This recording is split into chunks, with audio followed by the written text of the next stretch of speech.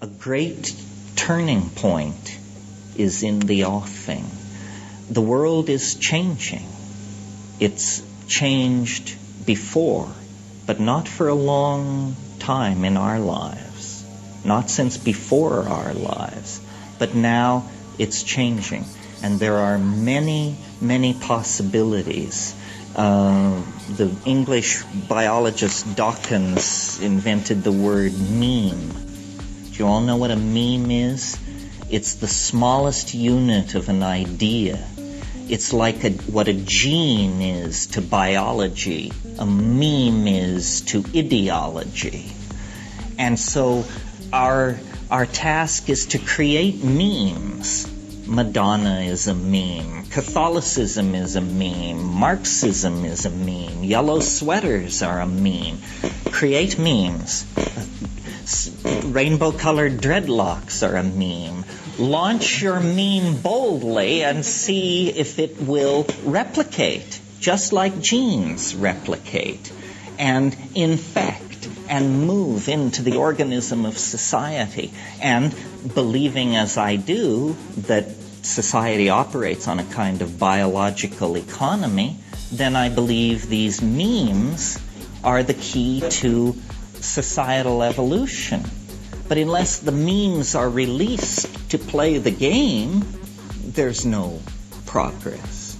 So I think the obligation on people such as ourselves, and I assume probably without exception, everybody in this room falls into the upper 5% of the Earth's population in terms of wealth, education, and freedom.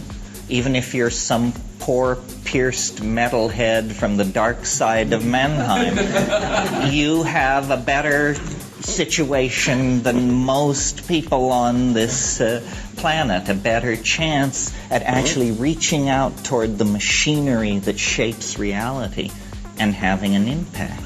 Well, so then the question becomes, or for some people it's, well, but I have nothing to say, or I have nothing to paint, or I have nothing to communicate.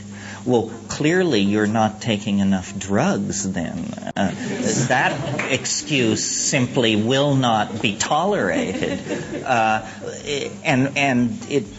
If someone finds that decadent or flippant or destructive, then they don't understand what these psychedelic substances are.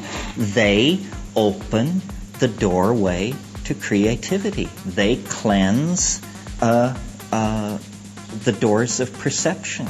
And then, as Blake said, reality is perceived as it truly is, as infinite.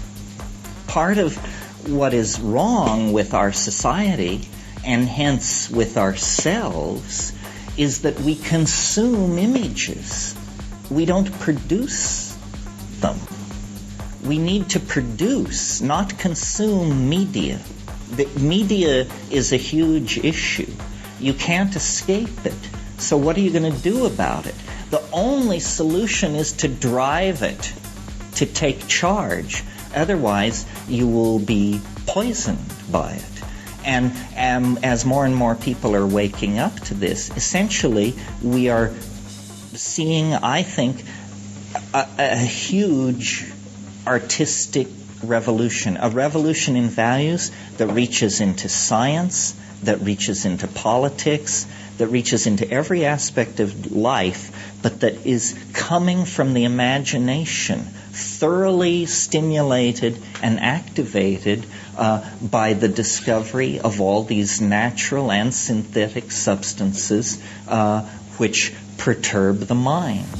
And I'm not denying that a certain amount of social chaos goes along with this. But on the other hand, I can point to pretty psychedelically pure centuries like the 13th in Europe, and there was still plenty of social chaos going on. I don't think you can lay social chaos at the feet of psychedelics. I think social chaos is an inimical part of the system. What psychedelics do is they give a direction to that chaos, a dimension of vertical ascent, because inevitably out of the psychedelic situation emerges not despair, not self-indulgence, but wild-eyed idealism.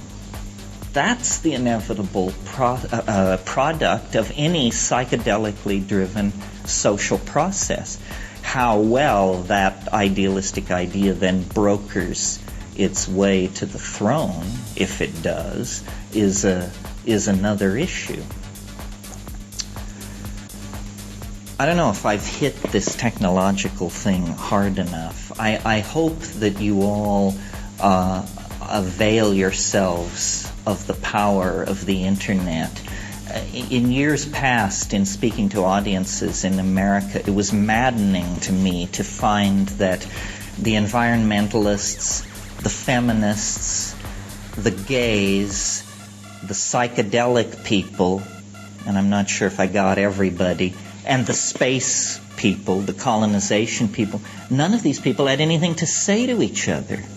They didn't seem to realize that their marginality united them far more than any difference they might perceive in their positions. And they didn't seem to realize that their political disempowerment was a product of their inability to make common cause with people similarly motivated or similarly motivated toward social change. So it's very important to build an inclusive community and a community that has a sense of direction. And I think the Internet empowers this far more than any other tool that has been handed to us except psychedelics. And if you take psychedelics and the Internet and music and put all of that together, you have the basis for a new community that is wider and deeper than you know. The people who are building the new machines, who are designing the new circuitry, who are writing the new code, are all freaks. They work for capitalist dogs, of course, because we all do.